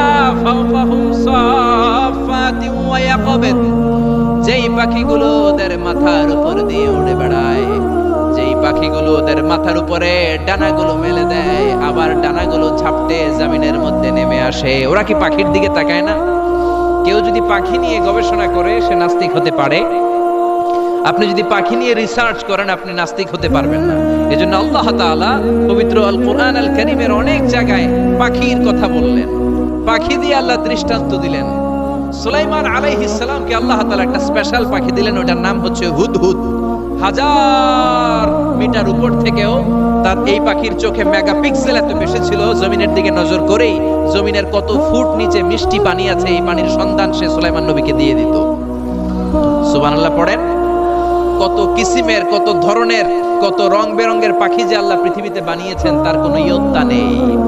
হামিং বার্ড নামে একটা পাখি আছে, নর্থ আমেরিকাতে পাওয়া যায়, পৃথিবীর সবচেয়ে ছোট্ট সাইজের পাখি। এটা যখন প্রাপ্ত বয়সে পৌঁছে এই পাখিটার সাইজ হয় মাত্র 3 ইঞ্চি। কয় ইঞ্চি? পৃথিবীর সব পাখি সামনের দিকে উড়ে, আর এই হামিং বার্ড সামনেও যেমনি উড়ে পিছনের দিকে উঠতে পারে। সুবহানাল্লাহ বলেন না? এই পাখিটা প্রতি সেকেন্ডে তার পাখা ঝাপটায় 80 বার। কয়বার? আমি আপনি আমাদের হাতগুলো 1 সেকেন্ডে ঝাপটাতে পারবো কয়বার? 4 বার, সবচেয়ে বেশি হলে 5 বার। আর এই পাখিটা প্রতি সেকেন্ডে তার ডানা ঝাপটায় 80 বার। চিল্লায় এখন সুবহানাল্লাহ।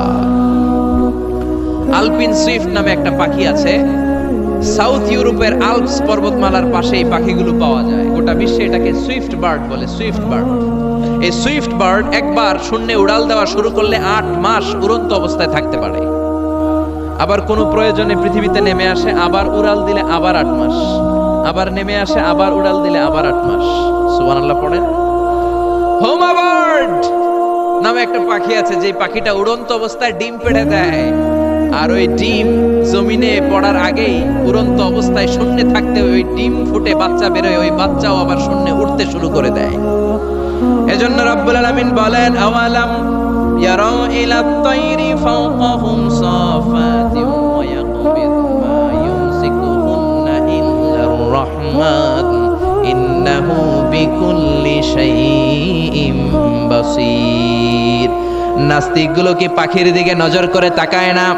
কেমন করে তাদের উপর দিয়ে পাখাগুলো মেলে দিয়ে তারা উড়ে বেড়ায়। সাফাতিন ওয়া ইয়াকবিদনা, পাখাগুলো ডানাগুলো মেলে দেয়, আবার ডানা ঝাপটায়। এই পাখিগুলোকে শূন্যে কেউ ধরে রাখে নাই, ধরে রেখেছে একজন, তিনি হলেন আমার আল্লাহ। তিনি কে? এই যে পাখিগুলো শূন্যে উড়ন্ত অবস্থায় থাকতে পারে, ওদেরকে শূন্যে উড়ন্ত অবস্থায় রাখলো কে? জোরে বলেন কে? ছোট্ট হাঁসের বাচ্চা পৃথিবীতে আসার সাথে সাথে কেমন করে পানিতে সাঁতার কাটে? কে এই হাঁসের বাচ্চারা শিখালো যে তোর ডানা ঝাপটাতে হবে, পা নাড়াতে হবে? শিখালো কে? গাভীর পেট থেকে বাছুর বের হয়ে গাভীর ওলানের মধ্যে ঢু মারে, কে ওরে শিখালো ওই জায়গায় ঢু দে, ওইখানে ঢু মারলেই তোর রিজিক বেরোবে? কে শিখালো? সুবহানাল্লাহ কইতে মন চায় না? এজন্য আল্লাহ বললেন, ওরা কি পাখির দিকে তাকায় না? পাখির দিকে তাকালে তো পৃথিবীর কোন মানুষ নাস্তিক থাকতে পারে না। পাখিকে আরবিতে কি বলে বলেন তো দেখি? হ্যাঁ, কি? তয়র। হ্যাঁ, তয়র। আর বিমানকে আরবিতে কি বলে কে জানে? তয়র, তয়রান, তয়র একই জিনিস। বিমান আরবিও যা, পাখি আরবিও তা। Birds and aeroplane maintain the same flying mechanism while flying. পাখি আর বিমান যখন আকাশে উড়ে একই সিস্টেমে উড়ে। এজন্য এই পাখির উপর রিসার্চ করে বিমান আবিষ্কার হয়েছে। সুবহানাল্লাহ পড়েন। কিন্তু আফসোসের বিষয় হচ্ছে আমরা বানাতে পারি নাই, এটা বানিয়েছে ইহুদিরা।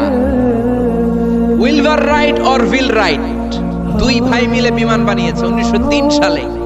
ইউনাইটেড স্টেটস অফ আমেরিকার নাগরিক, এই দুই ভাই মিলে তারা বিমান বানিয়ে ফেললো। আমরা বানাতে পারি না। আমরা আছি মদ আর নারী নিয়ে, আমরা আছি হিন্দি সিনেমা নিয়ে, আমরা আছি মারামারি নিয়ে, আমরা আছি কাফের ফতুয়া দেয়া নিয়ে, আমরা আছি তর্কাতর্কি নিয়ে, জি বাংলা নিয়ে, স্টার জলসা নিয়ে, কিরণমালা নিয়ে। চিল্লায় বলেন ঠিক কিনা? স্টার জলসা হায়ারে জিহি বাংলা, নষ্ট করলো হয়ে আমার সোনার বাংলা। স্টার জলসা হায়ারে জিহি বাংলা, নষ্ট করলো হয়ে আমার সোনার বাংলা। ঠিক কিনা? কেমন করে পরকিয়া করতে হবে, শাশুড়ি বউয়ের মধ্যে কেমন করে কুটনামি লাগাতে হবে, এগুলো ট্রেনিং জি বাংলা, স্টার জলসা, হিন্দি সিনেমার ভেতরে আছে না নাই? আমরা এগুলো নিয়ে ব্যস্ত, কাফের ফতুয়া নিয়ে ব্যস্ত। কথায় কথায় আমাদের মুখ দিয়ে বেরোয় তুই কাফের, তুই 3 কারণে কাফের, তুই 5 কারণে কাফের, তুই 6 কারণে কাফের। এই কাফের মরলে এই কাফেরকে যেখানে কবর দেয়া হবে, ওই কবরের উপর যে ঘাস উঠবে, ওই ঘাস যে গাভী খাবে, ওই গাভীর দুধ যে খাবে, ওইটাও কাফের। এরকম ফতোয়া আছে না নাই? তো আমরা এই ফতোয়াবাজি নিয়ে ব্যস্ত। উইলবার রাইট আর অরভিল রাইট কোরআনের এই আয়াতের উপর রিসার্চ করে, গবেষণা করে এরা দুইজন বিমান বানিয়ে ফেললেন। এই দুই ভাই পাহাড়ের মধ্যে শুয়ে কত পাখি যে দেখেছে, কত পাখির ছবি যে এঁকেছে, কত পাখির মোশন এন্ড মুভমেন্ট নিয়ে তারা গবেষণা করেছে। করতে করতে করতে এই দুই ভাই বিমান বানিয়ে ফেলেছে। তবে এখনকার মতো এত উন্নত বিমান নয়, ছোট্টখাট্ট বিমান, একটু উড়ে আবার থপাস করে জমিনে পড়ে, একটু উড়ে আবার থপাস করে জমিনে পড়ে। সর্বপ্রথম ফ্রান্সের এক শহর থেকে আরেক শহরে, পৃথিবীর প্রথম প্যাসেঞ্জার বিমান এক শহর থেকে আরেক শহরে ল্যান্ড করেছে। এই তো মানুষের স্বপ্ন বাস্তবায়িত হয়ে গিয়েছে। এতদিন মানুষ শুধু দেখতো হায় রে পাখি উড়ে, আমরা উঠতে পারি না। এখন পাখির চেয়ে আরো দ্রুত বেগে আমরা উড়ি। ঠিক কিনা? এই যে আপনারা হজে যান, কিভাবে যান? প্লেনে যান। প্লেনে যান তো বুঝলাম, উড়ে উড়ে যান না? পাখি আর কত দ্রুত উড়ে, পাখির চেয়ে দ্রুত বেগে আমরা উঠতে পারি। চিল্লায় বলেন ঠিক কিনা? এই বিমান আবিষ্কার হওয়ার আগ পর্যন্ত পৃথিবীর সব দেশের ছিল শুধু সেনাবাহিনী আর নৌবাহিনী। বিমান আবিষ্কারের পর শুরু হয়ে গেল বিমান বাহিনী। এখন সব স্বাধীন দেশের বিমান বাহিনী আছে না নাই? Air force, military. এখন মানুষ ড্রোন হামলা করে, মিসাইল হামলা করে, ব্যালিস্টিক ক্ষেপণাস্ত্র দিয়ে হামলা করে। United States of America Little Boy and Fat Man নামে দুইটা পারমাণবিক বোমা দিয়ে জাপানের হিরোশিমা নাগাসাকিকে ধ্বংস করে মেসাকার করে দিয়েছে।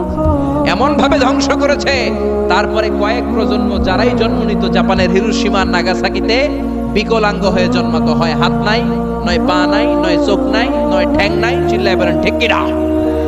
এজন্য আল্লাহ বললেন, গোলাম আওয়ালাম ইয়ারা ইলাত তাইরি ফাওকাহুম সাফাতিন ওয়া ইয়াকবিদ মা ইউমসিকুহুন্না ইল্লার রহমান ইন্নাহু বিকুল্লি শাইইন বাসীর। এই পৃথিবীর স্বঘোষিত নাস্তিকগুলা কি পাখির দিকে নজর করে তাকায় না? পাখি নিয়ে কোন নাস্তিক যদি গবেষণা করে, ওই নাস্তিক আর নাস্তিক থাকতে পারে না। ওরে নাস্তিক থেকে আস্তিক বানায়া দিবে কে? এরপর আল্লাহ বললেন, আম্মান হাযাল্লাযী ইয়ারযুকুকুম ইন আমসাকা রিজকাহু বাল্লাজ্জু ফী উতুওয়িন ওয়া নুফুর। আল্লাহ বললেন, ও গোলাম, আমি আল্লাহ রিজিক দেই। আমি আল্লাহ যদি তোদের রিজিক বন্ধ করে দেই, কে আছে তোদের রিজিক দিতে পারে? রিজিক দেওয়ার মালিক কে?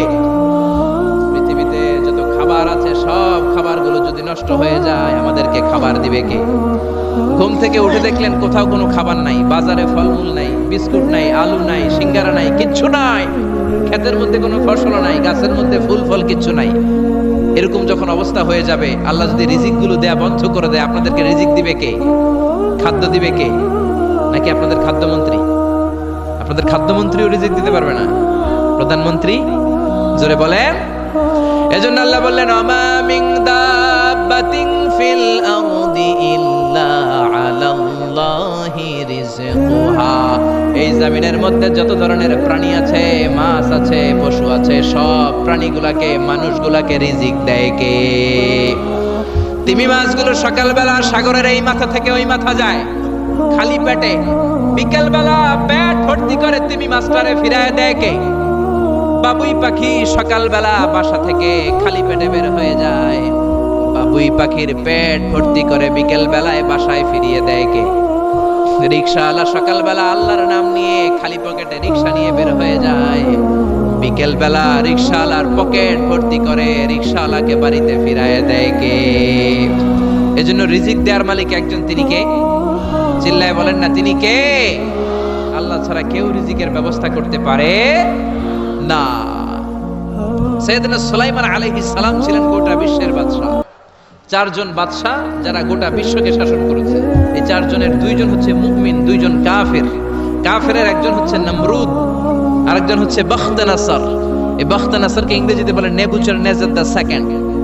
হি was the constructor of the hanging garden of Babylon. ব্যাবিলনের শূন্য উদ্যানের নির্মাতা। এই দুইজন কাফির শাসক গোটা বিশ্বের বাদশা ছিল।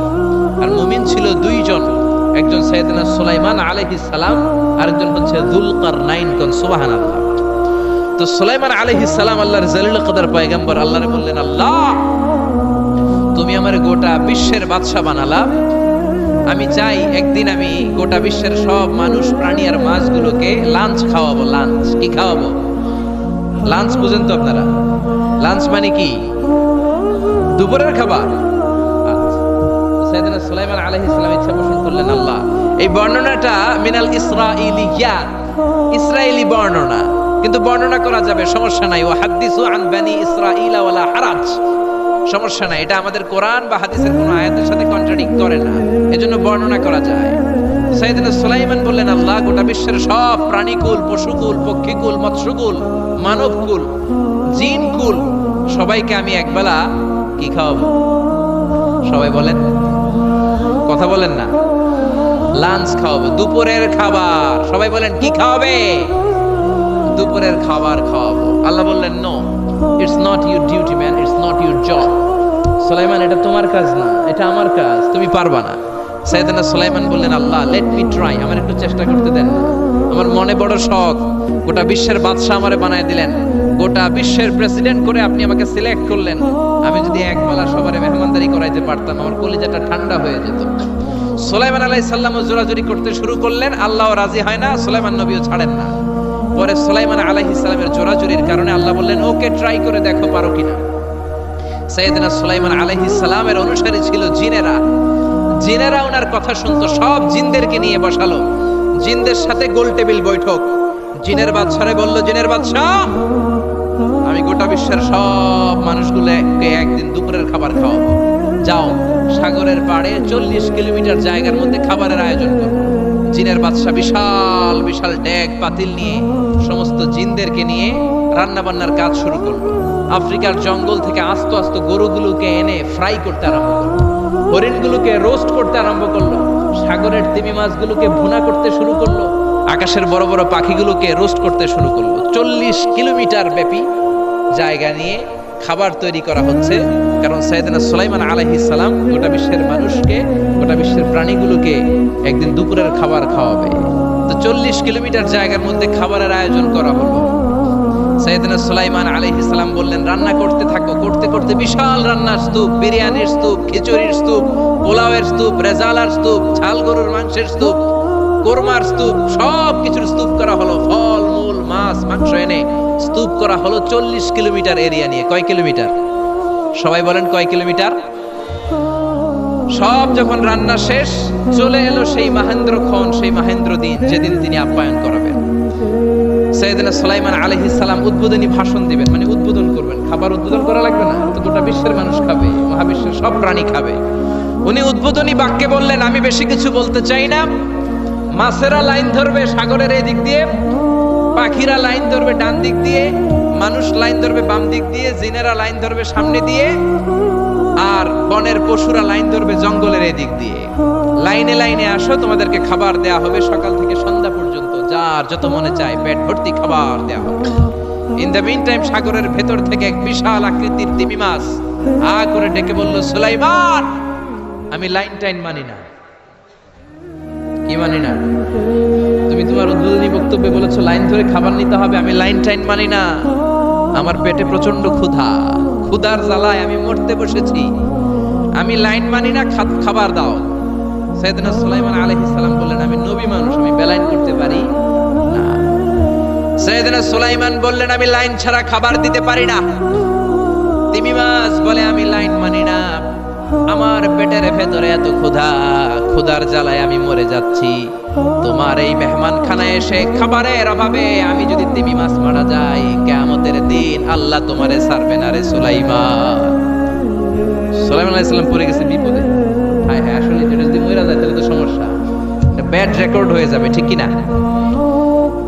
তো উনিও লাইন মেনটেন করতে বলতেছেন, তিমি মাছও লাইন মানবে না, বেলাইন। কিছু লোক আছে এরকম, পুলিশ দাঁড়ায় আছে, র্যাব দাঁড়ায় আছে, ওর মধ্যে বেলাইন করে ফেলে, আছে না নাই? তিমি মাছ বলে আমি লাইন টাইন মানি না। তো সুলাইমান আলাইহিস সালাম বললেন, ঠিক আছে, সবার জন্য লাইন, শুধু এইটার জন্য বেলাইন। উনি ঘোষণা দিলেন, যাও এটারে খাবার দাও। তো তিমি মাছ বলল, সুলাইমান, আমি এই যে আমার মুখটাকে, বিশাল মুখটাকে হা করে রেখেছি, আমার মুখের ভেতরে জিনদেরকে বলো খাবার ঢুকায় দিতে, যতক্ষণ না আমার পেট ভরবে আমি হা করে থাকবো, চিল্লায় কোন আল্লাহু আকবার। সাইয়েদনা সুলাইমান আলাইহিস সালাম ভাবলেন, বিশাল একটা আস্ত গরুর রোস্ট যদি ঢুকায় দেয় তাইলেই তো শেষ, কেল্লা ফতে, ঠিক কিনা? সাইয়েদনা সুলাইমান বললেন, যাও আফ্রিকার জঙ্গলের যে গরুগুলো রোস্ট করেছো, একটা রোস্ট এই তিমি মাছের পেটের ভেতরে ঢুকিয়ে দাও। জিনের বাদশা যে রোস্ট ঢুকায় দিছে, ওইটা হা করেই আছে। সাইয়েদনা সুলাইমান বললেন, কয়েকটা খাসি মেরে দাও। খাসি মেরে দেয়া হলো, এটা হা করে আছে। কয়েক বস্তা বিরিয়ানি মেরে দাও, মেরে দেয়া হলো। বললো আরো 10টা গরু ঢুকায় দাও, হা করে আছে। আরো 50টা খাসি ঢুকায় দাও, হা করে আছে। আরো কয়েক হাজার তিমি মাছ রোস্ট করে ঢুকায় দাও, ঢুকায় দিয়েছে। খাবার যত আছে দিতে শুরু করলো। ইন দ্য মিন টাইম 1 কিলোমিটারের খাবার শেষ। সুবহানাল্লাহ কইবেন না? তিমি মাছ বিশাল বড় হা করে বসে আছে সাগরে। জিনের বাদশা খাবার দিতে লাগলো। 1 কিলোমিটার শেষ, 5 কিলোমিটার শেষ, 10 কিলোমিটার শেষ, 20 কিলোমিটার শেষ, 30 কিলোমিটার শেষ, 40 কিলোমিটার শেষ। এখনো তিমি মাছের মুখ হা করা আছে না নাই? সাইয়েদনা সুলাইমান সিজদায় পড়ে গেলেন, আল্লাহর ডেকে বললেন, মাবুদ রে, আমি বুঝতে পারি না আসলে রিজিক দেওয়ার মালিক আমরা না, গোটা বিশ্বের সবাইকে খাওয়ানোর ক্ষমতা আমার নাই, রিজিকের মালিক একজন, তিনি কে? তিমি মাছ ডেকে বলে, ও সুলাইমান, প্রতিদিন রব্বুল আলামিন 3 লোকমা খাবার আমারে খাওয়ায়, 3 লোকমা খাবার সাগর থেকে আমাকে সংগ্রহ করে দেয়। তুমি যে 40 কিলোমিটারের সব খাবারগুলো আমার পেটের ভেতরে ঢুকিয়ে দিয়েছো সুলাইমান, আল্লাহর 3 লোকমা খাবারের 1 লোকমার সমানও হয় নাই। আর আস্তে কোন সুবহানাল্লাহ। এজন্য রিজিক দিতে পারে একজন, তিনি কে? আরো জোরে বলেন, কে? এই সূরাটা আল্লাহ শেষ করলেন কি বলে? قل أرأيتم إن أصبح ماؤكم غورا فمن يأتيكم بماء معين। বলো দেখি, সবে শুকাইয়া যদি যায় এই পৃথিবীর পানি, তাহলে হেথায় তটনির ধারা কে দিবে সবারে আনি? চিল্লায় পড়েন আল্লাহু আকবার। একদিন ঘুম থেকে উঠে যদি দেখেন টিউবওয়েল চাপছেন, পানি নাই, নদীর মধ্যে পানি নাই, ট্যাপ ছেড়ে দিলেন, ট্যাপ থেকে কোনো পানি নাই, আপনারে পানির ব্যবস্থা করে দিবে কে? কেউ করে দিতে পারবে আল্লাহ ছাড়া? একটু কল্পনা করেন না, আগামীকালের সকালটা, ঘুম থেকে উঠলেন, মুখ ধোবেন, টয়লেট করবেন, ফ্রেশ হবেন, ট্যাপে পানি নাই, টিউবওয়েলে পানি নাই, বাজারে মিনারেল ওয়াটারও নাই, কোথাও পানি নাই, কি করবেন? পানি দেওয়ার মতো কেউ আছে? জোরে বলেন। এজন্য পানির মালিক কে? জোরে বলেন। এই পানি দিয়ে আল্লাহ আবার শাস্তিও দেয়। পানির অপর নাম যেমনি জীবন, আবার পানির অপর নাম হচ্ছে মরণ। চিল্লায় বলেন ঠিক কিনা? সাইয়েদনা নূহ আলাইহিস সালামের উম্মতকে এই পানি দিয়ে, প্লাবন দিয়ে আল্লাহ শেষ করে দিয়েছেন। চিল্লায় বলেন ঠিক কিনা? এজন্য পানির মালিক আল্লাহ। পানি চাইতে হবে শুধুমাত্র কেবলমাত্র একজনের কাছে, তিনি কে? নাকি বৈশাখীর কাছে যাবেন? নাকি ইন্দ্রদেবের কাছে যাবেন? হিন্দুরা পানি চায় ইন্দ্রদেবের কাছে, কার কাছে? আর আমরা চাই বৈশাখীর কাছে। বৈশাখী মেঘের কাছে জল চেয়ে তুমি কাঁদবে, আমি চাই না তুমি কাঁদবে, আমি চাই না। এরকম আছে না নাই? বৈশাখী তোমারে পানি দিতে পারে না, ইন্দ্রদেব পানি দিতে পারে না, কোন সরকার বাহাদুর পানি দিতে পারে না। পানি দিতে পারে একজন, তিনি কে? আল্লাহ মেঘ দে পানি দে, ছায়া দে রে তুই, আল্লাহ মেঘ দে। পড়েন পড়েন, আল্লাহ মেঘ দে পানি দে, ছায়া দে রে তুই, আল্লাহ মেঘ দে। পানি দেওয়ার মালিক হচ্ছে একজন, তিনি কে? কেউ যেটা পারে না পারে কে? কেউ যেটা দেয় না দেয় কে? এই পানি থেকে আল্লাহ মহাবিশ্বের সব সৃষ্টি করলেন। ওয়াজআলনা মিনাল মাই কুল্লা শাইইন হাই আফালা ইউমিনুন। আমি পানি থেকে তোমাদের সবাইকে বানালাম, তারপরেও কি ওরা ঈমান আনবে না? ১৫০০ বছর আগে আল্লাহ কোরআনে বললেন, আমি পৃথিবীর সব প্রাণগুলোকে বানিয়েছি পানি থেকে। কোত্থেকে? জোরে বলেন। বিজ্ঞানীরা এখন স্বীকার করছে যে পৃথিবীর সর্বপ্রথম প্রাণ পানি থেকে এসেছে। চাঁদে পানি নাই, তাই প্রাণও নাই। মঙ্গলে পানি নাই, তাই প্রাণও নাই। জুপিটারে পানি নাই, তাই প্রাণও নাই। কোন গ্রহে একটা ফোঁটাও পানি নাই, তাই প্রাণও নাই। পৃথিবীতে পানি আছে, তাই পৃথিবীর মধ্যে প্রাণ দিয়ে পৃথিবীটাকে চমৎকার করে তৈরি করে দিয়েছে কে? বিজ্ঞানীরা বলে পৃথিবীর সর্বপ্রথম যে প্রাণকণা আবিষ্কার হয়েছে এটার নাম হচ্ছে অ্যামিবা। কি নাম? তারা বলে এটা পানি থেকে এসেছে। It's a very small unicellular organism in the world. পৃথিবীর সবচেয়ে ছোট এককোষী জীবকণা হচ্ছে অ্যামিবা। তারা বলে এই অ্যামিবা পানি থেকে এসেছে। তারপরে এসেছে জুপ্লাঙ্কটন, ফাইটোপ্লাঙ্কটন, ব্যাকটেরিও প্লাঙ্কটন, হোলোপ্লাঙ্কটন। এইভাবে যত প্রাণের যত স্পিসিজ আছে, প্রজাতিগুলো ডেভেলপ করেছে, সবগুলোকে পানি থেকে তৈরি করলো কে?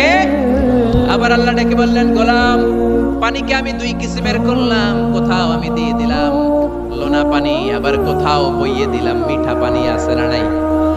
সাগরের মধ্যেও দুই ধরনের পানি, কালো পানি, নীল পানি একই সাগরের মধ্যে বয়ে যায়, কিন্তু মাঝখানে অদৃশ্য ব্যারিকেড দিয়েছে কে?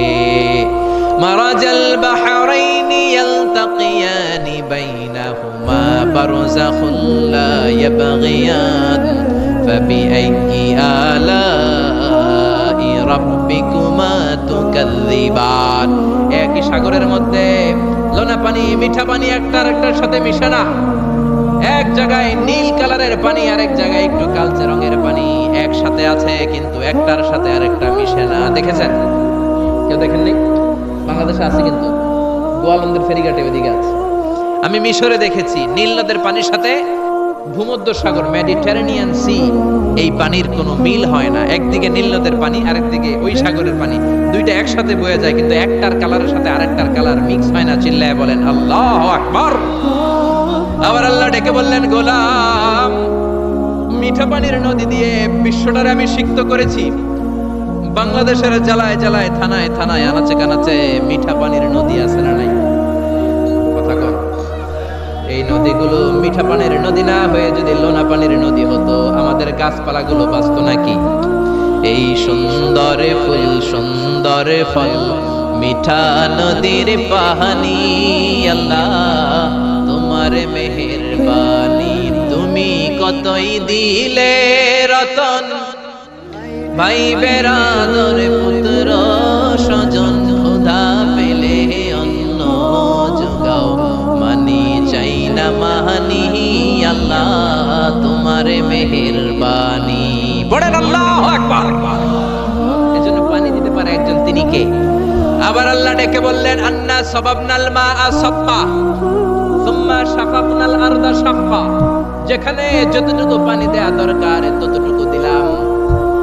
নারিকেল গাছের উপরে কাটলে কোনো পানি পড়ে না, কিন্তু খেজুর গাছের মাথায় যদি কেটে দেন শীতকালে মিষ্টি পানি আসে না নাই? একরকম না দেখতে? নারিকেল গাছ, খেজুর গাছ, রাস্তার এই পাশে নারিকেল গাছ, রাস্তার এই পারে খেজুর গাছ। খেজুর গাছ চিনেন তো? খেজুরের রস খান না আপনারা? নারিকেল গাছের মাথায় কেটে দিলে কোনো রস নাই, শুকনা।